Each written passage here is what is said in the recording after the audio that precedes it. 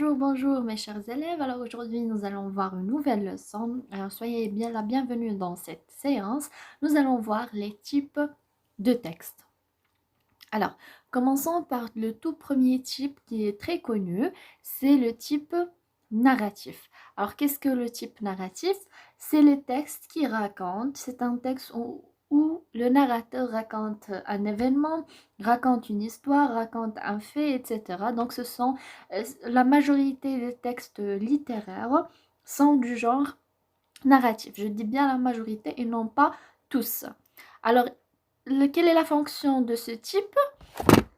Alors, la dominante narrative sert à raconter une histoire ou des événements imaginaires ou réels ou même documentaires. Alors, quand on a un, euh, le narrateur qui raconte un événement, une histoire ou quoi que ce soit, donc c'est un type narratif. Alors, le deuxième type, c'est le type descriptif qui est aussi très connu. Alors, les textes qui décrivent des êtres, des choses, des lieux, etc. Alors, quand on trouve de la description, alors c'est un texte à dominante descriptive. Alors, quelle est la fonction de ce type? Alors, donner les caractéristiques d'un être, d'une chose, d'un lieu, d'un personnage ou bien d'un sentiment, permettre au lecteur ou à l'interlocuteur de visualiser ou d'imaginer ce qui est décrit. Donc, il permet au lecteur de développer son imagination des êtres, des choses et même des lieux, etc. Et de créer une atmosphère qui nous permet d'imaginer et de vivre, soi-disant vivre l'histoire avec ce narrateur. Donc, il nous permet de, soi-disant, s'intégrer avec lui. Le type suivant, c'est le type poétique. Alors, le type poétique, ce sont les textes qui utilisent le langage poétique ou mettent en évidence le choix de mots, d'images ou de sonorités. Donc, c'est tout ce qui est en relation avec la poésie. C'est le domaine de la poésie.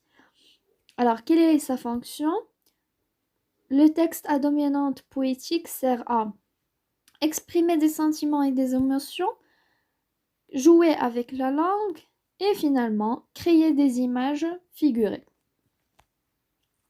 Quand on parle des images figurées, c'est par exemple on prend le plus simple exemple que vous connaissez tous, qui est la comparaison. Quand on compare par exemple quelqu'un à quelque chose, par exemple quand on dit que la fille est belle comme une fleur, donc on compare la fille avec une fleur. C'est ça l'image figurée. Donc ça nous dit ou ça nous fait penser que cette fille est très belle comme une fleur. D'accord?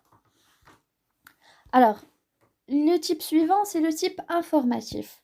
Alors, les textes qui expliquent des idées, un concept, des phénomènes, des événements ou la manière de fonctionner un objet, etc. Alors, tout texte qui nous donne des informations sur quelque chose, alors c'est un type informatif. Quelle est sa fonction? Le texte à dominante explicative sert à expliquer, informer, faire comprendre et renseigner, enseigner ou instruire, mettre en évidence les causes d'un problème et les solutions possibles, apporter un certain réalisme, un aspect vraisemblable ou de crédibilité dans une histoire ou un récit. Donc, quand on a ce type de texte, quand on a, par exemple, quand on parle d'un phénomène, par exemple la pollution, des causes, des conséquences, par exemple, de la pollution, quand on parle, par exemple, du trou d'ozone, par exemple. Alors, quand on parle d'un phénomène ou d'un événement ou de quelque chose qui se passe réellement, et nous donnons des informations autour de ce sujet. Ici, on parle de texte informatif. Ensuite, on a le type explicatif. Alors, pour le type explicatif, il indique comment faire quelque chose ou comment agir. Donc, il nous explique tout simplement quelle est sa fonction, Alors, la fonction de ce type de texte est inciter à agir et à se comporter d'une façon précise, ordonner, donner des instructions, conseiller, guider et orienter, informer, faire comprendre, enseigner ou instruire. Alors, par exemple, quand on parle de la charte de la classe, comme celle qu'on a fait en classe, alors ici, c'est un type explicatif. Il nous explique les règles qu'on doit respecter en classe. Par exemple, quand on parle d'un guide pour monter un lit, alors ça, c'est aussi explicatif parce qu'il nous explique comment on doit monter ce lit ou bien un meuble, etc., etc. Même la feuille qui nous donne des instructions, comment doit-on utiliser un médicament. Aussi, c'est un type explicatif. Ensuite, on a le type argumentatif. Les textes qui visent à influencer l'opinion, à convaincre ou à persuader. Quand on parle de type argumentatif, c'est quand par exemple j'ai un point de vue et je dois le prouver aux autres. Je dois convaincre les autres de mon point de vue. Alors ici, on parle d'un type argumentatif. Quelle est sa fonction? Le texte à dominante argumentative sert à convaincre, persuader, influencer, défendre une opinion. Donc, je défends mon opinion en donnant des arguments pour convaincre les autres. Alors, quel genre convient à chaque type de texte? On a le type narratif. Bien sûr, on le trouve dans les contes, les nouvelles, les récits, les bandes dessinées, etc. Là où on a une histoire qui est racontée, alors c'est le type narratif. Le type descriptif, on le trouve dans le portrait et le paysage. Le portrait, c'est quand on décrit une personne. Le paysage, c'est quand on décrit un lieu. D'accord? Type informatif, c'est dans le documentaire. Très bien, c'est dans les genres documentaires, comme vous avez déjà vu au cours de l'année.